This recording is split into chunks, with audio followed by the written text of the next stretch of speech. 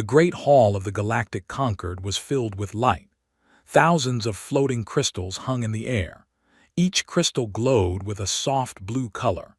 They cast gentle shadows across the faces of the 17 different species who had gathered for the annual Assembly of Worlds.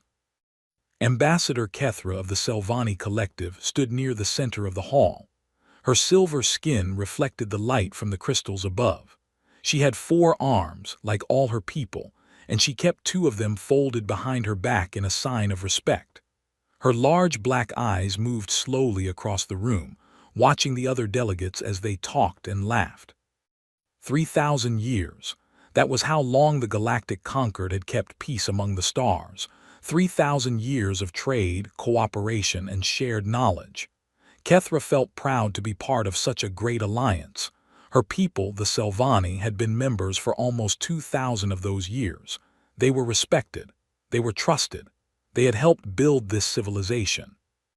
"Ambassador Kethra," said a deep voice behind her. She turned to see High Commander Vormesh of the Morthani Empire. He was tall, nearly 3 meters in height, with thick gray skin covered in natural armor plates. His species had evolved on a heavy gravity world, and they were among the strongest beings in the known galaxy. "You seem lost in thought." "I was thinking about history," Kethra replied, "about how far we have all come."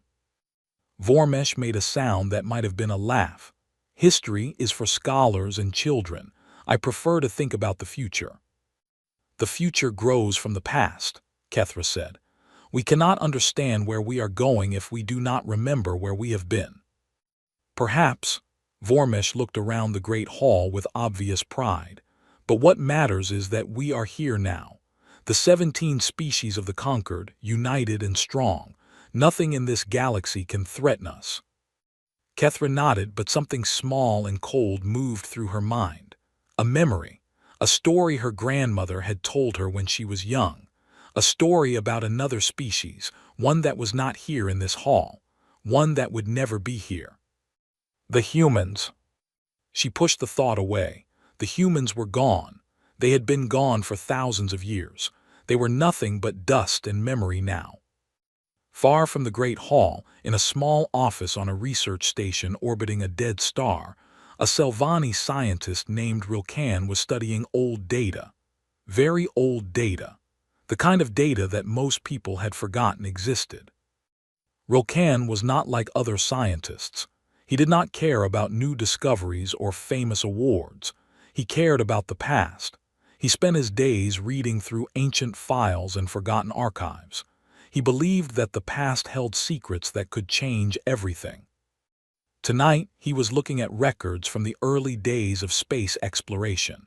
Records from before the Concord was formed. Records from a time when the galaxy was wild and dangerous. His 4 eyes moved quickly across the screen in front of him. Most of the data was corrupted. Time had damaged the storage systems, but here and there he could make out words and images. One file caught his attention. It was labeled simply, Sol 3 Observation Report Final. Sol 3, that was the old name for the human homeworld, the planet they had called Earth. Rilkan opened the file. His heart began to beat faster as he read. The report was written by a Selvani observation team that had been watching Earth from a hidden station in the outer part of the human solar system. It was dated 4,327 years ago. Day 1247 of observation, the report began. The humans continue to advance at an alarming rate. In less than 300 years, they have gone from simple chemical rockets to prototype faster-than-light engines. This is unprecedented. No species in our records has ever developed so quickly. Rilkan scrolled down, his eyes growing wider. Day 1312. The humans have detected our observation station. We do not know how. Our stealth technology should be far beyond their ability to sense. They have sent radio signals in our direction. The signals contain mathematical sequences. They are trying to communicate. Day 1340.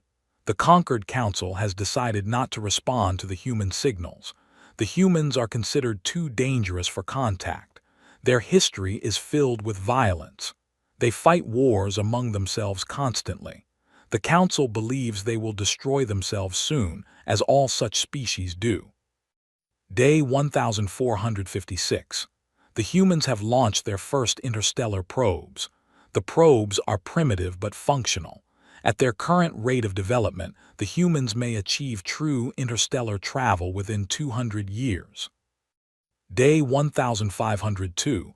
Emergency report. War has broken out on Earth. The humans are using nuclear weapons against each other. The destruction is massive. Cities are burning. The atmosphere is filling with radiation and ash. The Council's prediction appears to be correct. The humans are destroying themselves. Rilkan paused. He had heard this part of the story before. Everyone had. The humans had burned their own world. They had killed themselves in a great war. It was a tragedy, yes, but also a lesson. A warning about what happened to species that could not control their own violent nature. But the report continued. Day 1534. Something unexpected has happened. In the final days before total collapse, the humans launched a fleet of ships. We counted 47 vessels of various sizes. The ships are heading away from Earth at high speed, toward the outer edge of the galaxy. They are using a form of faster-than-light travel we have not seen before. We attempted to track them, but they have disappeared beyond our sensor range. Day 1535. Final report. Earth is dead. The atmosphere is toxic. The surface is covered in radiation. No human life remains on the planet. However, we must note for the record that not all humans died with their world. An unknown number escaped on the fleet we observed. The Council has decided that these survivors are not a concern. They were heading toward empty space, far from any habitable worlds. They will die in the void. This observation mission is now complete.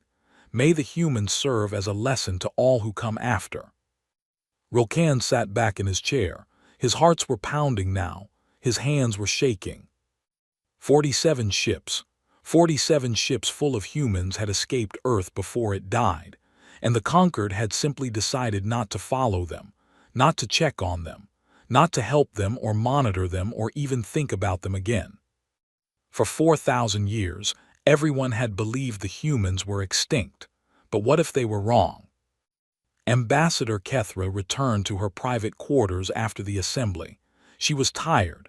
Diplomacy was exhausting work. She wanted nothing more than to sleep for many hours.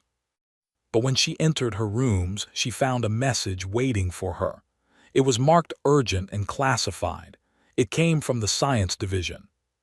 She opened it with a frown. Ambassador, the message read, I apologize for disturbing you at this hour. My name is Rilkan. I am a researcher specializing in historical archives. I have discovered something that I believe you need to see immediately. It concerns the humans. Kethra felt that cold feeling again, the one she had felt in the Great Hall, the one that reminded her of old stories and dark warnings. She sent a reply, come to my quarters at once. Rilkan arrived within the hour. He was young, Kethra noticed. His silver skin still had the bright shine of youth. His eyes were wide with a mixture of fear and excitement. Tell me what you have found, Kethra said. Rilkan showed her the old observation report. He explained what it meant. He talked about the 47 ships and the unknown form of faster-than-light travel. He talked about 4,000 years of silence. This is interesting, Kethra said slowly, but it changes nothing. Even if some humans survive, they fled into empty space. There is nothing out there. No planets, no resources, no hope. They would have died within a generation. That is what I thought too, Rilkan said, but then I found this. He pulled up another file. This one was much more recent. It was a report from just 3 days ago. A deep space probe went silent near the Carina dwarf galaxy, Rilkan explained. The science division assumed it was a malfunction. Probes fail all the time in deep space, but I looked at the data it sent back before it went dark. He showed Kethra an image. It was blurry and distorted, but she could make out a shape. A ship. A massive ship, larger than anything the Conquered had ever built, and on its hull, barely visible, was a symbol. A blue circle with patches of green and brown. I cross-referenced this symbol with our historical archives, Rokan said. His voice was barely a whisper now. It matches images from Earth. It is how the humans represented their planet. Kethra stared at the image. Her mind refused to accept what she was seeing. It was impossible. It had to be impossible. There is more, Rokan continued. 2 more probes have gone silent in the same region, and yesterday we lost contact with a science vessel that was sent to investigate. Lost contact. It simply disappeared. No distress signal, no explanation. One moment it was there and the next it was gone. Kethra stood very still. The cold feeling had spread through her entire body now. It was no longer just a whisper of unease. It was fear. Real, deep fear. We must tell the council, she said. I agree, but Ambassador, Rokan hesitated. What do we tell them? That the humans might still be alive, that they might have been out there for 4,000 years building and growing and remembering. Kethra thought about the stories her grandmother had told her, stories about the humans and their strange nature. They were short-lived creatures, her grandmother had said. They only lived for about 80 to 100 years, but in that short time they burned with an intensity that no other species could match. They loved fiercely. They hated fiercely. They never forgot a kindness. And they never forgot a wrong. We tell them the truth, Kethra said.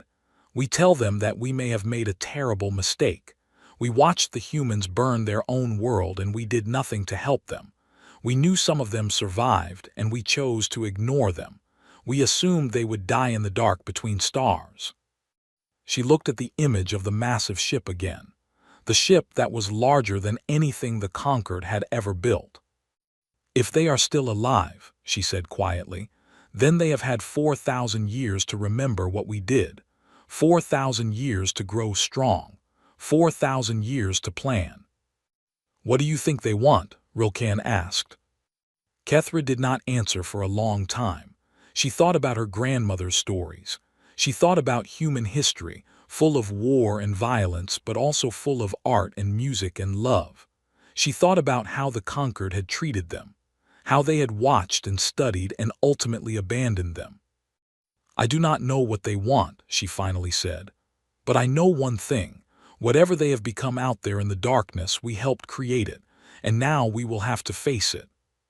3 days later, the Conquered Council met in emergency session. The great hall that had been full of light and celebration was now dark and tense. The floating crystals had been dimmed. The delegates sat in their seats with fear on their faces. High Commander Vormesh stood at the center of the hall. His voice echoed off the ancient walls. The Science Division has confirmed our worst fears, he said. Contact has been lost with 7 probes, 2 science vessels, and 1 military scout ship in the region near the Carina dwarf galaxy. Before each disappearance, our sensors detected the presence of unknown vessels, vessels of enormous size, vessels bearing the symbol of the human homeworld. A wave of whispers moved through the hall. Vormesh raised his hand for silence. We do not know how many ships they have. We do not know what weapons they possess. We do not know their intentions, but we know one thing for certain. He paused, letting his words sink in. The humans are not extinct. They have survived, and they are coming. The whispers became shouts. Delegates jumped to their feet, talking over each other in panic. Some demanded immediate military action. Others called for diplomacy. A few suggested running, fleeing to the far corners of the galaxy. Ambassador Kethra sat quietly through all of it. She watched her fellow delegates argue and panic, and she felt a strange sense of calm. This was their doing, she knew, all of them. The Selvani, the Morthani, all the species of the Conquered. They had watched the humans struggle and suffer, and they had chosen to do nothing. They had assumed the humans would simply disappear, like so many other species before them. But humans were not like other species. Her grandmother had told her that long ago. Humans did not give up. Humans did not fade away. Humans survived. And now, after 4,000 years of silence, they were coming back. Kethra looked up at the darkened crystals above her head. She thought about the future that Vormesh had once been so confident about. The future of the 17 species, united and strong. That future was over now. A new future was beginning. And Kethra suspected that it would be written not by the conquered, but by the species they had left for dead among the stars. The humans were no longer a myth. They were real. And they remembered everything. Commander Yulvith had served in the Conquered's 3rd exploratory fleet for over 200 years. She had seen many things during that time. She had watched stars being born in great clouds of fire and gas. She had walked on worlds where the ground was made of crystal and the sky burned with 3 suns.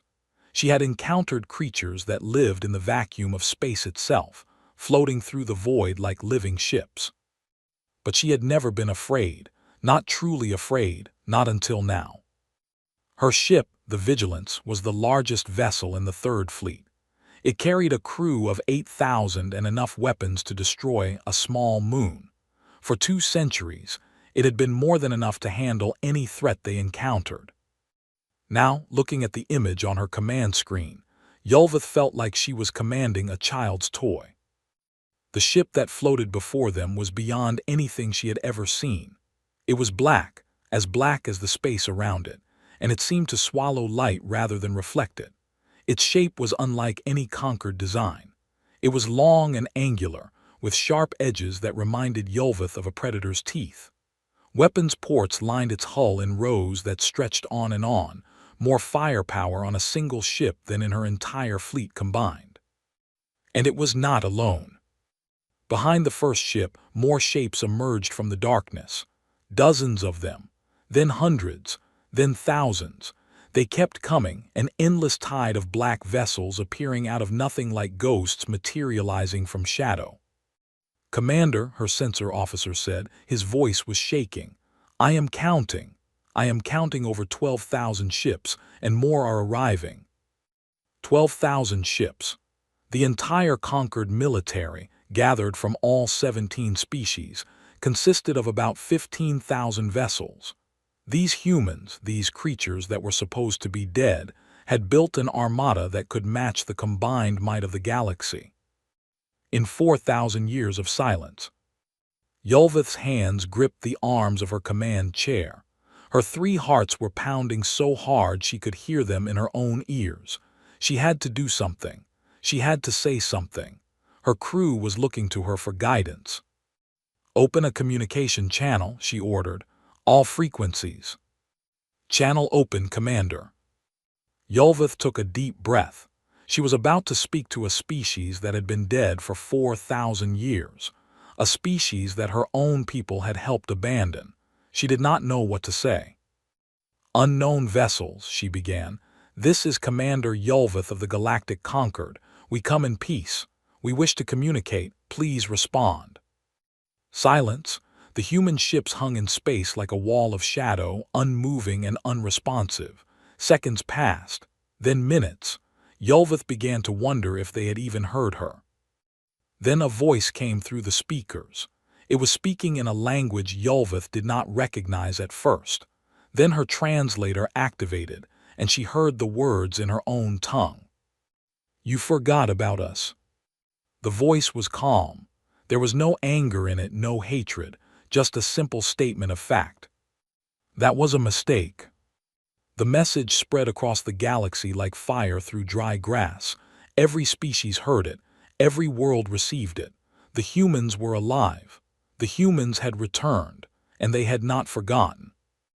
On the Selvani homeworld, Ambassador Kethra watched the recording of the human fleet over and over again. She counted the ships. She studied their designs. She tried to understand what she was seeing. The humans had been a young species when they burned their world. They had only just begun to explore space. Their technology was primitive compared to the Conquereds. They should have died in the void. They should have faded away to nothing. Instead, they had become something else entirely. "How is this possible?" she asked Rokan, who stood beside her. "How could they have built all of this?" Rokan had been researching human history since his discovery in the archives. He had learned as much as he could about the strange species that had once lived on the third planet from the star called Sol. "The humans were different from us," he said slowly. "From all of us. They lived short lives, only about 80 years on average. But that made them urgent. They did not have time to be careful. They did not have time to plan for centuries. They had to act, to create, to build, all in the span of a single brief lifetime. But that should have made them weaker, not stronger. No, Ambassador. It made them desperate. And desperation, combined with intelligence, is a powerful force.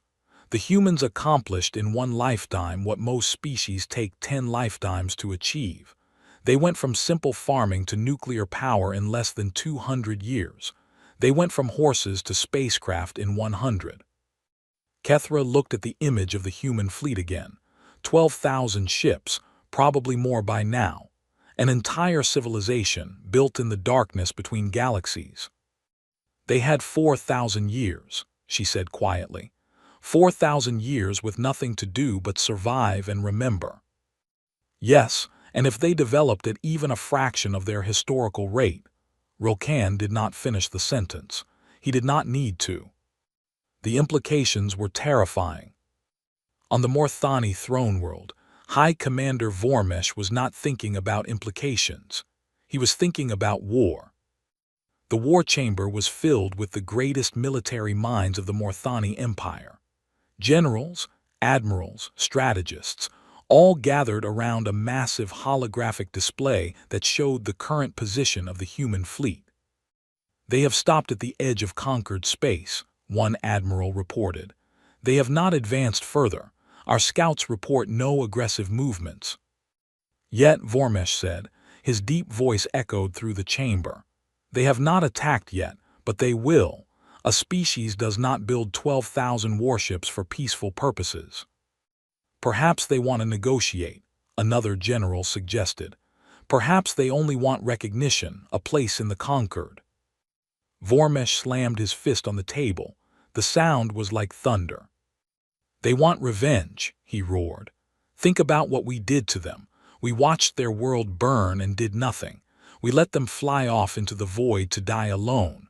For 4,000 years they have had nothing to think about except what we did to them, what we failed to do for them." He pointed at the holographic display, at the massive human ships that dwarfed anything the Morthani had ever built. "They did not build those ships for diplomacy. They built them for war. And if we do not strike first, while we still have the advantage of numbers, they will destroy us all." The chamber fell silent.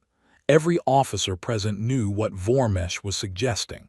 A preemptive attack. A first strike against a species that had not yet made any hostile moves. It was dangerous. It was possibly suicidal. But looking at those human ships, many of them wondered if the High Commander might be right. "The Conquered Council will never approve an attack," one admiral said finally. "The Selvani will block it. The Kethnar will refuse to participate." "Then we will not ask the Council," Vormesh said. His eyes were hard as stone. "The Morthani Empire has faced threats before without the help of our so-called allies. We will do so again. Begin mobilizing the fleet. All ships, all reserves. We strike within 30 days. News of the Morthani mobilization spread quickly through conquered space. It was supposed to be secret, but there were too many ships, too many soldiers, too many supply lines to hide completely. Ambassador Kethra learned of it through her intelligence network. When she read the report, she felt a cold dread settle into her stomach. "Fools," she whispered, "absolute fools." She contacted the Kethnar immediately. The Kethnar were the oldest of the spacefaring species, the founders of the Conquered itself. They were wise and patient, and they understood things that younger species did not. The Kethnar elder who appeared on her screen was ancient beyond measure. His skin was like old paper, thin and pale and covered in patterns of dark spots. His eyes glowed with a soft inner light. "Ambassador Kethra," he said. His voice was like wind through dry leaves. "I have been expecting your call. Elder, you must stop the Morthani. If they attack the humans unprovoked, it could mean the end of everything. The end of the conquered, perhaps the end of all of us." The elder was quiet for a long moment. When he spoke again, his voice was very soft. "I cannot stop the Morthani, Ambassador. They are afraid, and fear makes beings do foolish things. But I can tell you something that may help you understand what is happening." "Anything, Elder, please." "When the humans first began to explore space, we watched them. All of us did. We saw a species of great potential. They were creative, adaptable, and determined. In many ways, they reminded us of ourselves when we were young. Then why did you not help them? Why did you let them destroy themselves?" The elder closed his eyes. For a moment he looked not wise but simply old and tired and sad. "Because we were afraid, Ambassador. We saw their potential, yes, but we also saw their violence, their endless wars, their ability to hate each other over differences that seemed meaningless to us. We looked at the humans and we saw ourselves reflected back. We saw what we might have been if we had not learned to control our darker impulses." He opened his eyes again, and Kethra saw something in them that she had never seen before in a Kethnar: shame. "We convinced ourselves that they would destroy themselves, that it was inevitable, that there was nothing we could do, but the truth is we were afraid of what they might become. We were afraid that they would surpass us. So we watched and we waited, and when their world burned, we told ourselves it was for the best. And now they have returned. Yes, they have returned, and they are everything we feared they would become, everything and more." Kethra felt tears forming in her eyes. She was not sure if they were tears of sadness or tears of fear. "What do we do, Elder? How do we fix this?" The Kethnar elder was quiet for a very long time. When he finally spoke, his words were heavy with 4,000 years of regret. "I do not know if this can be fixed, Ambassador. Some mistakes are too great. Some wrongs are too deep. But I will tell you this. The Morthani plan to attack because they believe the humans are monsters. They believe that the only way to survive is to destroy the humans before the humans destroy them." "And what do you believe?" "I believe that the humans are not monsters. Not yet. They have had 4,000 years to become monsters, and they have not attacked us. They have not burned our worlds or killed our people. They have simply appeared. They have shown us what they have become. They have reminded us that they exist. They want us to know they are there. Yes, they want us to know. They want us to remember, and they want us to understand that we cannot ignore them anymore." Kethra thought about this. She thought about the message the humans had sent. "You forgot about us. That was a mistake." It was not a threat, she realized. Not exactly. It was a statement, a declaration, a way of saying we are still here, we survived, we matter. "What happens if the Morthani attack?" she asked. The elder's eyes darkened. "Then we will learn whether the humans have become monsters after all, and I fear that we will not like the answer." 23 days after the first contact, Commander Yulvith received new orders. She was to hold her position and observe. She was not to engage the human fleet. She was not to provoke them in any way. She was relieved. Her ships were still floating in space, surrounded by the massive human armada. For 23 days, neither side had moved. Neither side had fired. They simply watched each other across the void, two civilizations taking measure of one another. But on the 24th day, everything changed. A new wave of ships appeared on her sensors. Not human ships, Morthani ships. Thousands of them, the entire military might of the Morthani Empire, dropping out of faster-than-light travel in a formation that could only mean one thing. "Commander," her sensor officer shouted, "the Morthani are powering weapons. They are targeting the human fleet." Yulvith felt her blood turn to ice. Open a channel to the Morthani flagship, now. Channel open. High Commander Vormesh, this is Commander Yulvith of the Third Fleet. Stand down, do not engage. Repeat, do not engage. Vormesh's voice came through cold and hard. Stand aside, Commander. This does not concern you. The Morthani will handle the human threat ourselves. You cannot win this fight. Look at their ships. They outclass us in every way. We outnumber them. Numbers will prevail. You will doom us all. But Vormesh did not reply. On Yulvith's screen, she watched as the Morthani fleet opened fire. Thousands of weapons discharged at once. The space between the fleets lit up with fire and energy. For a moment, Yulvith dared to hope that maybe, just maybe, Vormesh was right. Maybe numbers would be enough. Then the human ships began to move. They moved like nothing Yulvith had ever seen. They were fast, impossibly fast, dancing through the Morthani weapons fire like it was nothing. And when they fired back, the Morthani ships exploded, one after another like stars dying in rapid succession. The humans did not miss.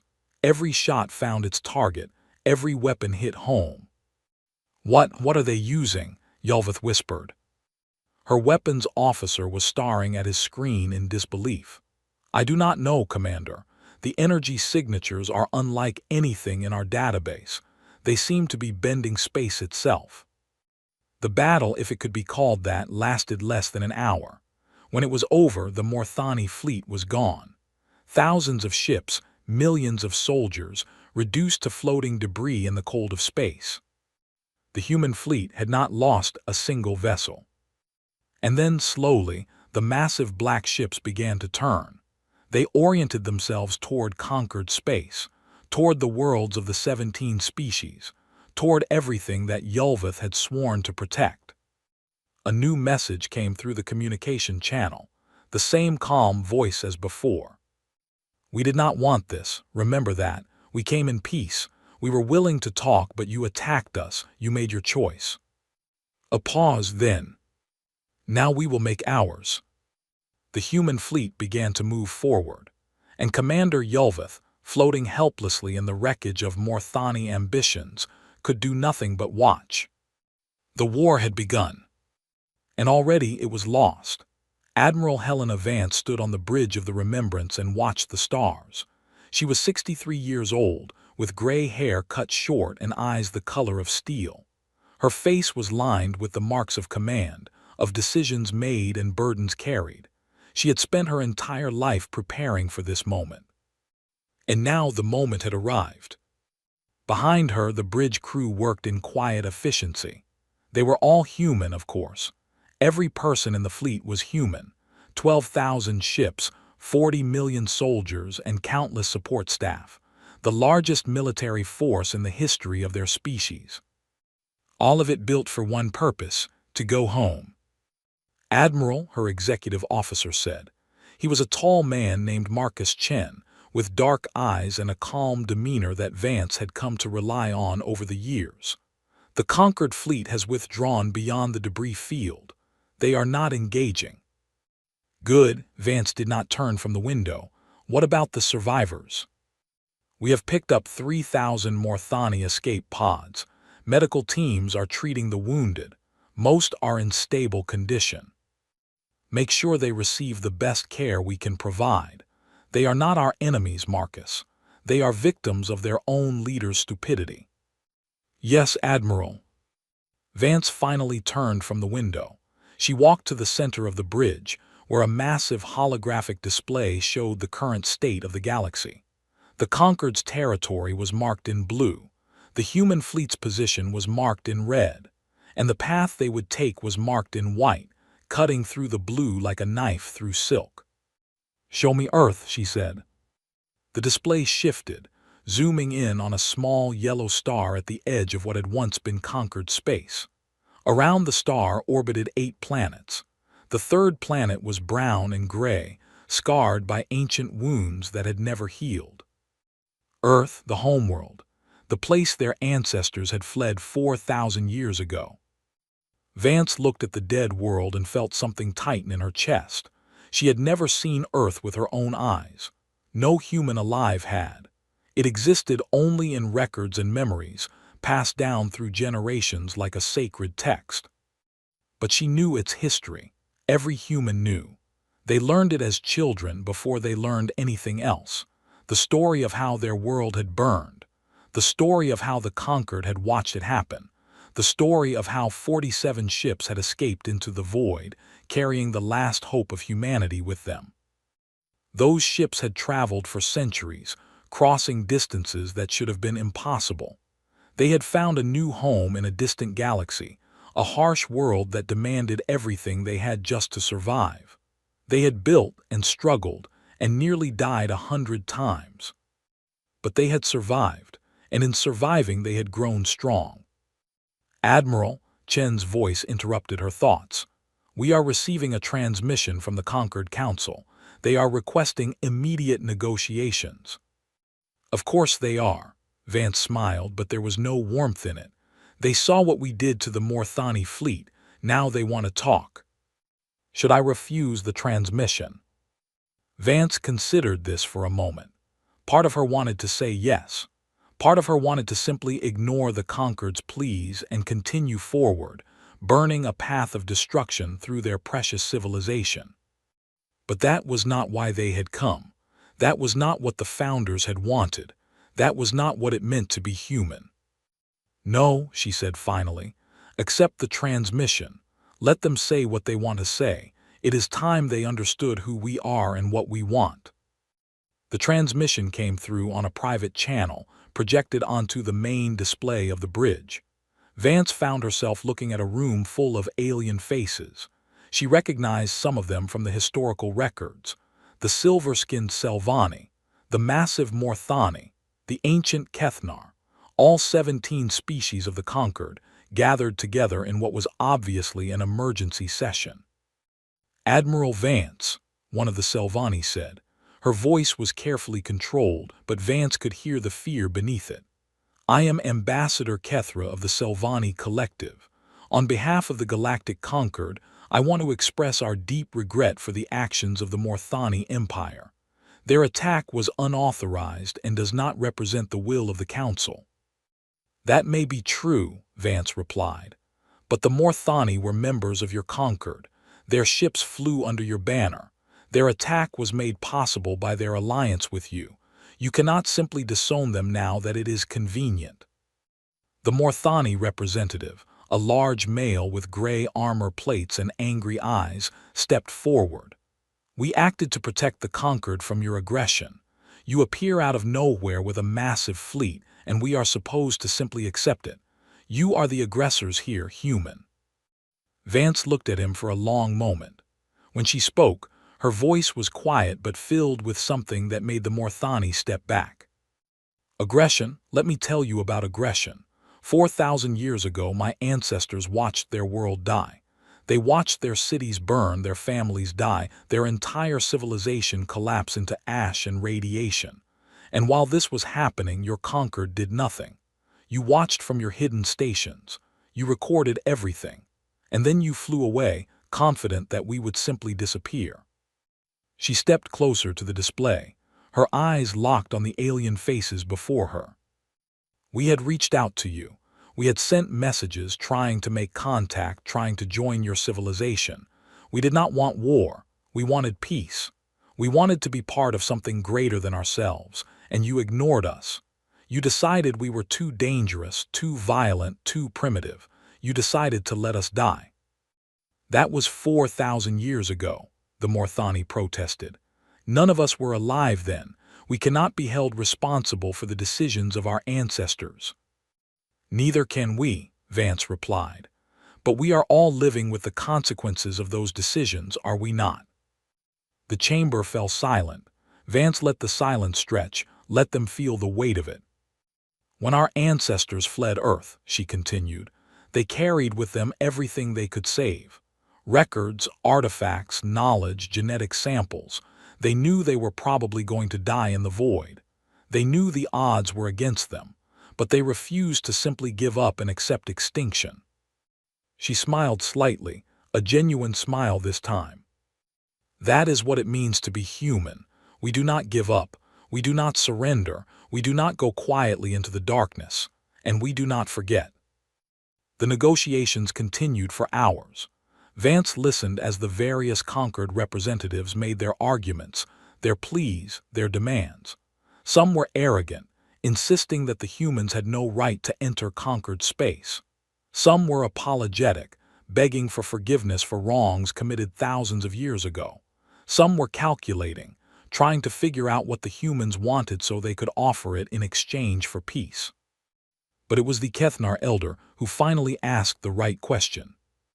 "Admiral Vance," he said, his ancient voice cutting through the noise of the other delegates, "you have shown us your power. You have proven that you could destroy us if you wished, but you have not done so. You have come this far and stopped. You have taken prisoners instead of killing them. You have given us the chance to speak instead of simply annihilating us." He paused, his glowing eyes fixed on hers. "Why, what is it that you truly want?" Vance met his gaze. In that moment, she felt a connection to this ancient being, a recognition of something shared. He understood, she realized. He was perhaps the only one of them who truly understood. "What do we want?" she repeated. "We want our home back." The chamber erupted in confused murmurs. Ambassador Kethra leaned forward. "Your home, you mean Earth, but Earth is dead. It has been dead for 4,000 years. The atmosphere is toxic. The surface is covered in radiation. Nothing can live there." "Nothing can live there yet," Vance corrected. "But we have spent 4,000 years developing technologies that your conquered cannot even imagine. We have terraforming capabilities that can heal a dead world. We have atmospheric processors that can clean the worst pollution. We have radiation scrubbers that can make the deadliest ground safe again." She brought up a new image on the display. It showed Earth, but not the brown and gray Earth of the present. It showed Earth as it had been 4,000 years ago before the war. Blue oceans, green continents, white clouds swirling over a living world. "This is what we want," Vance said. "We want to go home. We want to heal our world. We want to rebuild what was lost." "And in return," the Kethnar elder asked. "In return, you will leave us alone. Earth and its solar system will be human territory, now and forever. You will withdraw all presence from our space. You will return all artifacts taken from our world, and you will formally acknowledge what your ancestors did to us." The Morthani representative laughed harshly. "You destroyed our fleet. You killed millions of our warriors, and now you want us to apologize to you." Vance turned her cold eyes on him. "Your fleet attacked us unprovoked. Your warriors fired the first shots. We defended ourselves. If anyone should be apologizing, it is you." "She is right," Ambassador Kethra said quietly. The Morthani turned to her in shock, but she continued. "The Morthani attacked without authorization. They started this conflict. We cannot blame the humans for defending themselves." "Thank you, Ambassador," Vance said. "But I am not looking for blame. I am not looking for revenge. I am looking for justice. Simple, straightforward justice."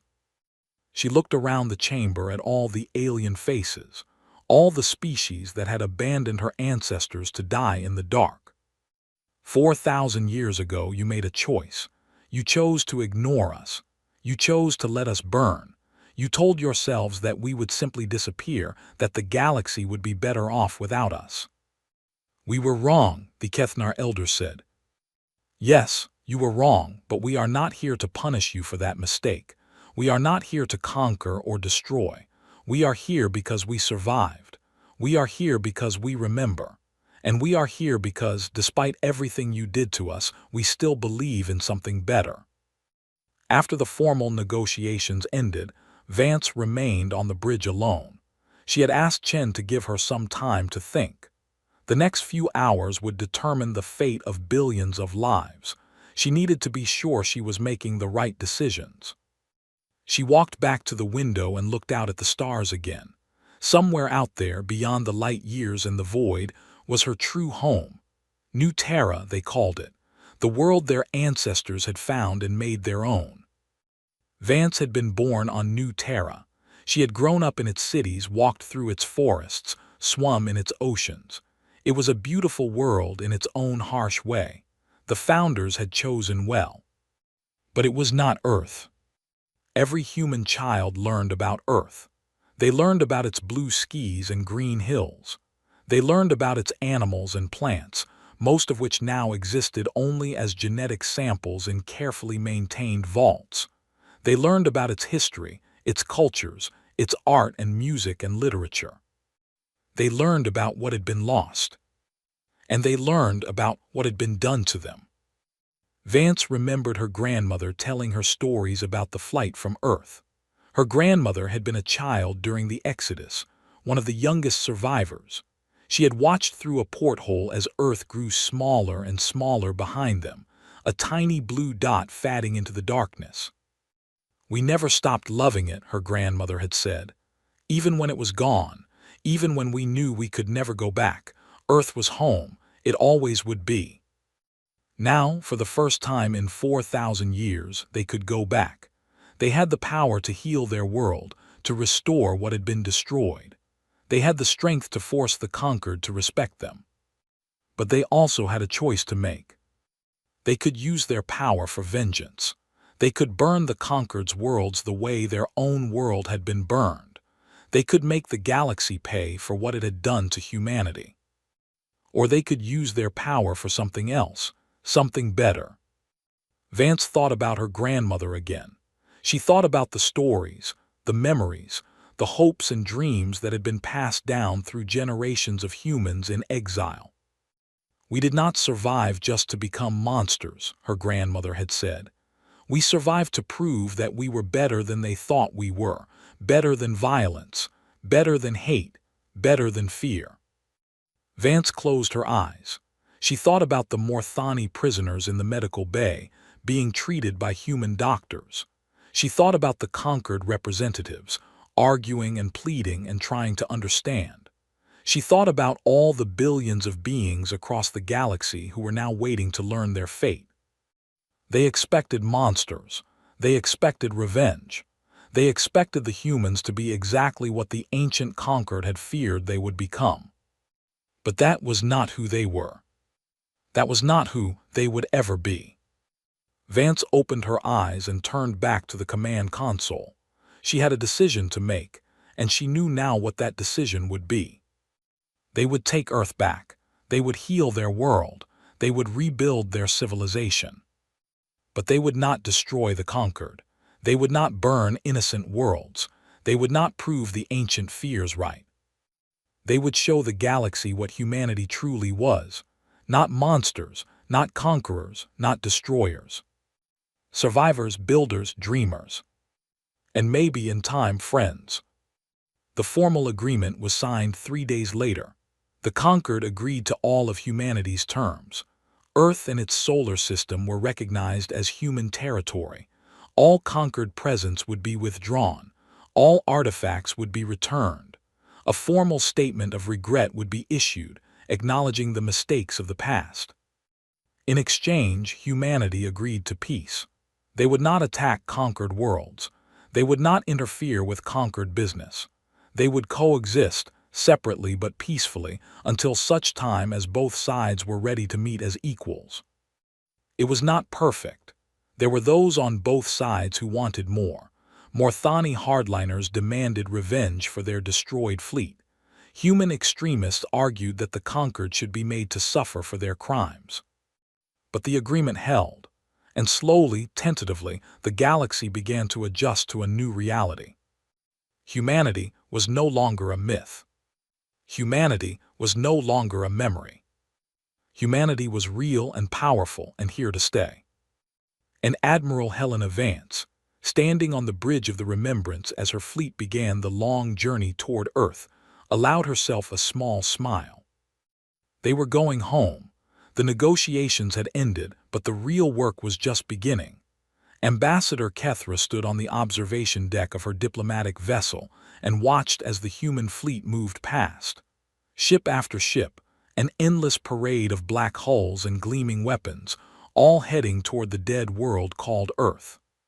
She had volunteered for this mission. When the Conquered Council asked for representatives to accompany the human fleet and observe their restoration efforts, Kethra had been the first to offer. Some called her brave, others called her foolish. She called herself curious. She wanted to understand these creatures. She wanted to know how they had survived, how they had grown so powerful, how they had maintained their hope across 4,000 years of exile. Most of all, she wanted to know why they had chosen mercy instead of vengeance. "Ambassador," the voice came from behind her. She turned to find a human woman standing in the doorway. The woman was tall and thin, with brown skin and hair pulled back in a tight braid. She wore the gray uniform of the human military with several medals on her chest. "Captain Torres," Kethra said, "thank you for meeting with me." Captain Elena Torres nodded and walked to stand beside her at the window. For a moment, they both watched the fleet in silence. "You asked to learn about us," Torres said finally. "About our history, our journey. I have been assigned to answer your questions." "I appreciate that. I have many questions." "I expect you do." Torres' voice was neutral, but Kethra thought she detected a hint of bitterness beneath it. "Ask what you want. I will answer honestly." Kethra thought carefully about her first question.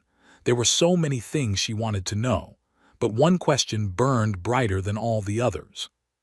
"How did you survive?" she asked. "Our records say 47 ships left Earth. That is not many. The journey to the Carina dwarf must have taken centuries. How did you not die along the way?" Torres was quiet for a long moment. When she spoke, her voice was soft, filled with memories that were not her own but that she had inherited from those who came before. "It was not easy," she said. "The early years were the hardest. The founders had planned as well as they could, but space is cruel. Equipment broke down. Resources ran short. Diseases spread through the cramped ships. Many died." She paused, looking out at the fleet around them. Of the 47 ships that left Earth, only 23 made it to the Carina dwarf. And of those 23, only 11 were in good enough condition to land on the planet we named New Terra. "So many lost," Kethra whispered. "Yes, but enough survived. Enough to build the first shelters, to plant the first crops, to start the first families. Enough to remember." "Remember what?" Torres turned to look at her directly. Her dark eyes were intense, burning with a fire that Kethra did not fully understand. "Everything. We remembered everything. The cities we had lost, the families we had buried, the world we had been forced to leave behind, and we remembered who was responsible." Kethra felt a chill run through her. The Conquered. The Conquered watched our world burn and did nothing. The Conquered recorded our extinction and flew away. The Conquered told themselves that we deserved what happened to us, that we were too violent, too primitive, too dangerous to live. Torres turned back to the window. "We never forgot that. Every generation we passed the story down. Every child learned about Earth. Every adult swore an oath to remember. We built our entire civilization around that memory. And around revenge." Torres shook her head slowly. "No, that is what the Morthani thought, that is what they expected, but they were wrong." Over the next several weeks, Kethra learned more about human history than any conquered being had ever known. Captain Torres became her guide, taking her through the fleet's archives, introducing her to historians and teachers, showing her records and documents that had been preserved across 4,000 years. She learned about the early years on New Terra, when survival was uncertain and death was always close. The humans had faced challenges that would have broken most species. The planet was harsh, with extreme temperatures and dangerous wildlife. Resources were scarce. The population was small. But the humans adapted. They always adapted. "That is our greatest strength," Torres explained during one of their sessions. "We can change. We can learn. We can become whatever we need to become to survive." She showed Kethra images of New Terra's first settlements, small domes of metal and plastic, clinging to the rocky ground like desperate fingers. Then images from 100 years later, larger buildings, better materials, the beginnings of infrastructure. Then images from 1,000 years later, cities that stretched to the horizon, factories that produced marvels of engineering, a civilization that had grown from nothing into something magnificent. But you did not just survive, Kethra said. You thrived. You built a fleet that surpasses anything the Conquered has ever created. How? Tors smiled slightly. It was the first time Kethra had seen her smile. Because we had to. We knew that someday we would return to Earth. We knew that when we did, the Conquered would be waiting for us. They would see us as a threat just as they had before. They would try to destroy us again. So you built an army. We built a deterrent. We built enough strength that no one would dare attack us. We built enough power that we could demand respect instead of begging for it. She pulled up an image on the display. It showed a massive shipyard, larger than anything Kethra had ever seen, with hundreds of ships in various stages of construction. This is the Forge, Tors said. It is the largest construction facility in human space. Every ship in our fleet was built there. Every weapon, every engine, every piece of armor. How long did it take to build all of this? 3,000 years. That is how long the formal construction program lasted. But the planning started much earlier. The founders began designing these ships before they even landed on New Terra. They knew what they would need. They knew what they were building toward. Kethra stared at the image in amazement. 3,000 years of work, all directed toward a single goal. The dedication was almost incomprehensible. And all of this was for revenge. No, Ambassador, Tor's voice was firm. All of this was for justice. There is a difference. As the fleet approached Earth, Kethra requested permission to speak with Admiral Vance. She wanted to understand the human leader, to learn what drove her, what she hoped to accomplish. Vance agreed to the meeting. They sat together in the Admiral's private quarters, a simple room with few decorations. The only personal items Kethra could see were a few photographs on the wall, showing people she did not recognize. My family, Vance explained when she noticed Kethra looking. My parents, my grandparents, my great-grandparents. We keep records of our ancestors. It helps us remember where we came from. That is a beautiful tradition. It is necessary. Memory is everything to us. Without memory, we would lose ourselves. Kethra nodded slowly. She was beginning to understand, she thought. The humans were not driven by hatred or rage. They were driven by memory, by love, by a desperate need to honor those who had come before them. Admiral, she said, may I ask you a personal question? You may ask. I cannot promise to answer. Why did you choose peace? When the Morthani attacked, you had every justification to retaliate. You could have destroyed them utterly. Instead, you showed mercy. Why? Vance was quiet for a long moment. Her eyes drifted to the photographs on the wall, to the faces of her ancestors looking back at her. My grandmother told me a story once, she said finally, about the day they left Earth. She was just a child, barely old enough to understand what was happening, but she remembered standing at the window of her ship, watching her world burn behind her. She paused, her voice growing thick with emotion. She told me that she cried, not from fear but from grief. She was watching everything she loved disappear, her home, her friends, her entire life, all of it turning to ash. That must have been terrible. It was, but that was not the part of the story she wanted me to remember. The part she wanted me to remember was what happened next. Vance looked directly at Kethra, and the ambassador saw something in her eyes, something deep and old and powerful. As they were leaving, one of the other children on the ship said that he hoped the aliens would suffer the way they had suffered. He said he wanted revenge. He wanted to make them pay. And your grandmother? My grandmother said no. She said that what the aliens had done was wrong, but becoming like them would be worse. She said that humans had to be better.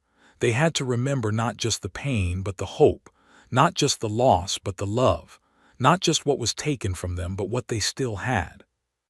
Vance's voice grew stronger, filled with conviction. She told me that being human meant choosing to be kind even when kindness was hard. It meant choosing to be merciful even when mercy was not deserved. It meant believing that the future could be better than the past, no matter how dark the present seemed. That is a remarkable philosophy. It is the only reason we survived, Vance said simply. If our ancestors had given in to hatred, they would have destroyed themselves. They would have become exactly what the conquered feared they were. Instead, they chose hope. They chose love. They chose to be human. She stood and walked to the window, looking out at the stars. When the Morthani attacked us, I felt the same anger that child felt 4,000 years ago. I wanted to destroy them. I wanted to make them suffer. But then I remembered my grandmother's story. I remembered what it meant to be human. So you showed mercy. So I showed mercy, not because they deserved it, but because we deserved it. We deserved to be the people our ancestors dreamed we could be. 3 days later, the fleet arrived at Earth. Kethra stood on the observation deck of her ship, surrounded by human officers who had gathered to witness the moment. Captain Torres was beside her, silent and still, her eyes fixed on the viewscreen. Earth filled the display. It was brown and gray, covered in scars that even 4,000 years had not healed. The atmosphere was thick with dust and poison. The oceans were gone, reduced to dried basins of salt and sand. The continents were barren, stripped of all life. It was the most heartbreaking thing Kethra had ever seen. But the humans did not weep. They did not cry out or turn away. They simply watched, their faces set with determination. "It is ugly now," Tor said quietly, "but it will be beautiful again, you will see." The fleet spread out around the planet, forming a protective ring that stretched from horizon to horizon. Then the work began. Massive ships descended toward the surface, carrying equipment that Kethra did not recognize. Other ships moved to orbit, deploying devices that began to pulse with strange energy. Still others headed toward the edges of the solar system, beginning the process of gathering resources for the long restoration ahead. "What are they doing?" Kethra asked.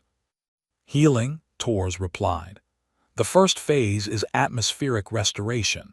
We will seed the atmosphere with microorganisms that will convert the toxins into breathable air. It will take about 50 years. 50 years. That is fast for terraforming on this scale. The next phase is ocean restoration. We will redirect comets to bring water back to the planet. That will take another 100 years. Then soil restoration, biological reintroduction, climate stabilization. Altogether, it will take about 500 years to make Earth livable again. 500 years. It was nothing compared to the 4,000 years the humans had already waited. It was nothing compared to the endless patience they had shown. "You will not live to see it completed," Kethra said. "None of the people working now will live to see it." Torres smiled. It was a sad smile, but also a proud one.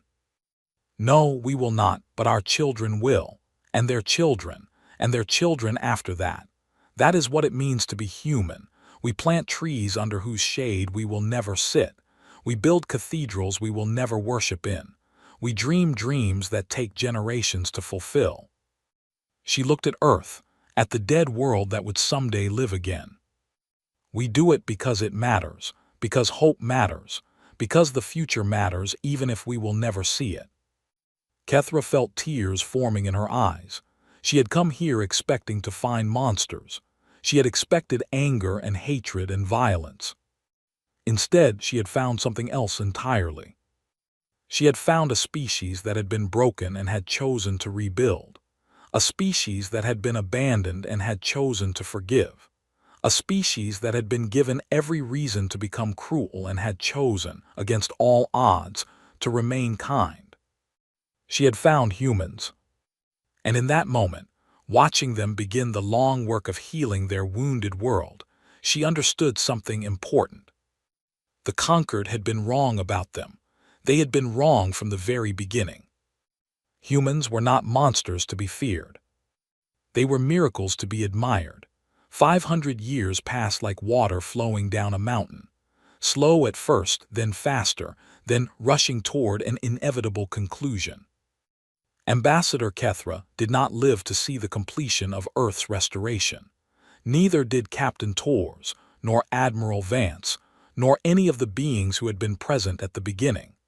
They passed away in the natural course of time, leaving behind children and grandchildren and great-grandchildren who continued their work. But their legacy lived on, and on the day when Earth's restoration was finally declared complete, their names were spoken with reverence by those who had inherited their dreams. The ceremony took place in a valley that had once been called the Great Rift. 500 years ago, it had been a barren scar on a dying world. Now it was green and alive, filled with trees and flowers and the sound of running water. Birds flew overhead, their songs mixing with the wind in the branches. Admiral Chen stood at the center of the gathering, surrounded by thousands of humans and hundreds of alien observers. She was the great-great-great-great-great-granddaughter of Marcus Chen, who had served as Admiral Vance's executive officer during the return to Earth. Like her ancestor, she had dedicated her life to the dream of restoration. "Today," she said, her voice carried across the valley by floating amplifiers, "we celebrate a dream that took 4,500 years to achieve, 4,000 years of exile, 500 years of healing, and now, at last, we are home." A great cheer rose from the crowd. Humans embraced each other, tears streaming down their faces. The alien observers watched in respectful silence, understanding the magnitude of what they were witnessing. "But this celebration is not just for us," Admiral Chen continued. "It is for all those who came before, for the founders who refused to give up, for the builders who worked without hope of seeing the fruits of their labor, for the dreamers who believed that this day would come, even when all evidence suggested otherwise." She paused, looking out at the valley around her, the green hills, the blue sky, the living world that had been dead for so long. "And it is for those who helped us along the way, our friends in the conquered who found the courage to admit their ancestors' mistakes and make amends, our partners in exploration who have joined us in building a better future, our fellow beings in this vast galaxy who have taught us that forgiveness is possible and reconciliation is real." In the crowd, a silver-skinned figure stood apart from the others.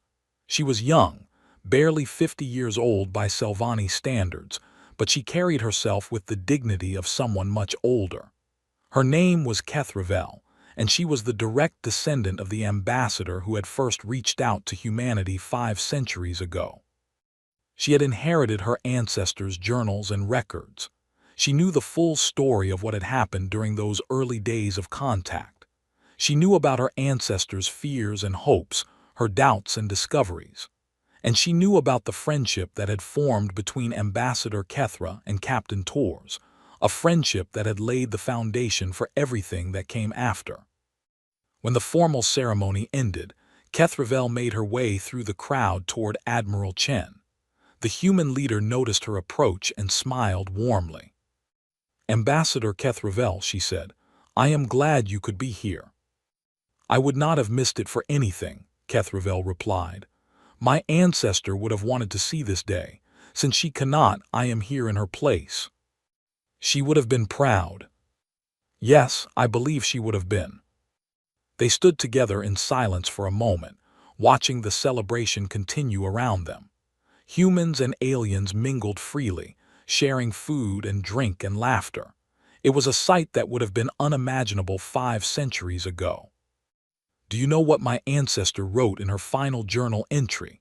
Kethravel asked. "I do not." She wrote that meeting the humans had changed her understanding of the universe.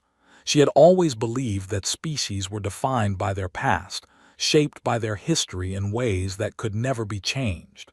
But the humans showed her something different. They showed her that beings could choose their future, no matter what their past had been. Admiral Chen nodded slowly. That is a profound insight. She also wrote that she hoped future generations would learn from the humans, not how to build ships or weapons, but how to build hope, how to maintain faith across centuries, how to believe in something larger than themselves. And have they learned? Kethravel smiled. Some have, not all but some, and perhaps that is enough. Perhaps that is how change happens, not all at once but slowly, one being at a time. In the years that followed the restoration ceremony, the galaxy continued to evolve. Old rivalries faded. New friendships formed. The 17 species of the original Concord expanded to include others, including, eventually, humanity. The decision had not been easy. Many humans remembered the old wounds too clearly. They did not want to join the organization that had abandoned their ancestors. They argued that humanity should remain apart, proud and independent. But others argued differently. They said that the past could not be changed, but the future could be shaped. They said that joining the conquered was not a surrender but an opportunity. They said that humanity could be a force for good within the alliance, helping to ensure that what had happened to them would never happen to anyone else. In the end, the second argument won. Humanity joined the Galactic Concord, not as a junior member but as an equal partner. Their ships flew alongside Selvani and Morthani vessels. Their scientists worked with Kethnar researchers. Their diplomats sat in the Great Hall where, centuries ago, their existence had been considered nothing more than a cautionary tale. The Morthani, who had once attacked the human fleet in fear and hatred, became unexpected allies. The descendants of High Commander Vormesh publicly apologized for their ancestors' actions and pledged eternal friendship with humanity. It was a gesture that few expected, but many welcomed. "We were wrong about you," the Morthani representative said during the alliance ceremony. "We thought you were monsters. We thought you would destroy everything we had built. Instead, you showed us mercy when you could have shown us destruction. You taught us that strength does not require cruelty. For that, we are forever grateful." Admiral Chen, who had become humanity's first representative to the Concord Council, accepted the apology with grace. "We do not want your gratitude," she said. "We want your friendship. We want to build a future together where no species is abandoned and no world is left to burn. That is the only repayment we need." 1,000 years after the restoration of Earth, a young human named Sarah stood in a museum dedicated to the history of her species. She was 12 years old, with bright eyes and an endless curiosity about the past. The museum was located in a city called New Alexandria, built on the shores of the Mediterranean Sea. It was one of the oldest cities on the restored Earth, founded in the early years of the healing process. Now it was a thriving metropolis, home to millions of humans and thousands of alien residents who had chosen to make Earth their home. Sarah walked through the exhibit slowly, reading every plaque and studying every artifact. She saw images of the old Earth, the Earth before the war. She saw records of the Exodus, the desperate flight into the unknown. She saw models of the early settlements on New Terra, the harsh shelters where her ancestors had fought for survival. And she saw images of the return, the massive fleet emerging from the darkness, the negotiations with the conquered, the 500 years of restoration work that had transformed a dead world into a living one. At the end of the museum, there was a special exhibit. It was called the Hall of Memories, and it contained personal items from some of the most important figures in human history. Sarah stopped in front of one display case. Inside was an old photograph, faded and worn with age. It showed a woman in a military uniform standing on the bridge of a ship. She had gray hair and steel-colored eyes, and there was something in her expression that Sarah did not fully understand, something sad and hopeful at the same time. "That is Admiral Helena Vance," a voice said behind her. Sarah turned to see an old man with white hair and kind eyes. He wore the badge of a museum guide. "I know," Sarah said. "She led the fleet back to Earth. She negotiated with the conquered. She started the restoration." "That is true, but do you know what she is most remembered for?" Sarah thought about it. She showed mercy to the Morthani when they attacked. She could have destroyed them, but she did not. The old man smiled. "That is also true, but there is something more, something that does not appear in most history books." He sat down on a bench near the display case and gestured for Sarah to join him. Admiral Vance kept a personal journal throughout her entire career. It was not discovered until many years after her death. In that journal, she wrote about her hopes and fears, her doubts and dreams. And on the day when the fleet first arrived at Earth, she wrote something that has stayed with me ever since I first read it. What did she write? The old man closed his eyes, reciting from memory. She wrote, "Today I looked upon our dead world for the first time. It was broken and scarred, poisoned and lifeless. Everything my ancestors loved was gone. But standing there looking at that wounded planet, I did not feel despair. I felt hope, because I knew that we had the power to heal it. I knew that we had the strength to rebuild. And I knew that someday children who had never known exile would play in meadows where nothing had grown for 4,000 years. That is why we came back, not for revenge. Not for justice, but for them. For the children who will inherit the world we are building, for the future that we will never see but that we know in our hearts is coming." Sarah felt tears forming in her eyes. She looked back at the photograph of Admiral Vance, at the woman who had led her people home. "She sounds like a good person," she said. She was one of the best of us. But do you know what? She was not special. She was just a human being doing her best to make the right choices. And that is the most important lesson of all. What do you mean? The old man stood up and gestured at the museum around them. At all the exhibits, all the artifacts, all the memories of thousands of years of human history. Every person in this museum, every hero and leader and visionary, was just an ordinary being who chose to do extraordinary things. They were afraid, but they acted anyway. They doubted, but they hoped anyway. They could have given up, but they kept going anyway. He placed a gentle hand on Sarah's shoulder. That is what it means to be human. It is not about being perfect. It is not about never failing. It is about choosing every day to be better than you were yesterday, to love more than you hate, to hope more than you fear, to build more than you destroy. Sarah thought about this for a long moment. She thought about all the history she had learned, all the struggles and triumphs and tragedies. She thought about her own life, stretching out ahead of her like an unwritten story. "Do you think we will keep choosing right?" she asked. "Do you think humans will always be good?" The old man smiled. It was a wise smile, full of understanding and acceptance. "I do not know. No one does. The future is not written yet. Every generation has to make the choice for themselves. But I can tell you this.